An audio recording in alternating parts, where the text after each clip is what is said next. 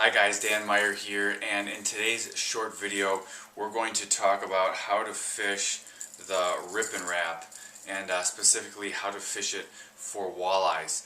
Now, first off, when you're fishing a Rippin Rap, a lot of guys wonder, do you tip it with a minnow head? And most of the time I do not. I fish the Rippin Rap without a minnow head. But if the walleyes are real finicky, they're not biting very well, sometimes I will put a minnow head on the first set of hooks, and actually that seems to work pretty well. Now when you're looking at a Rippin Rap, and the first thing you'll notice is it makes a lot of noise. And a lot of guys fish this bait improperly because they work it too hard.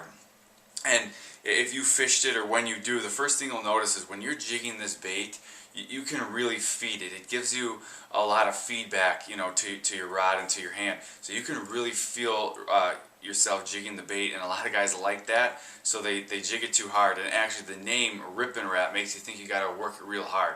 But actually, because it has such a good wobble, it makes a lot of vibrations, and with the rattles, it makes a lot of noise. So if you work this bait too hard, there's a good chance you're going to scare the fish away, especially walleyes.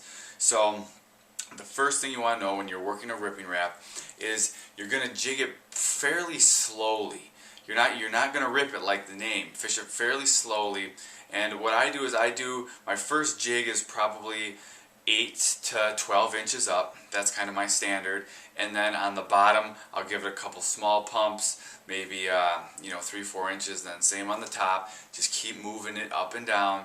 And then when the fish comes in, if it comes up from the bottom, it's starting to come up, like I do with most of my baits, I'm going to start moving this bait away, make it look like the bait is fleeing, because a lot of times that's going to get the fish to just, if they want this bait and it's starting to come away from them, they'll just come up and slam it, especially when they're aggressive.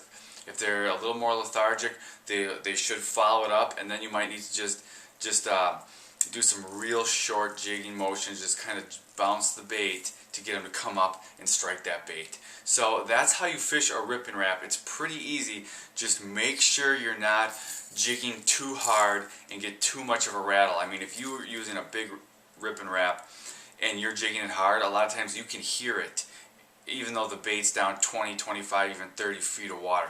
That's probably going to scare fish away. So don't work it too hard, just those subtle moves.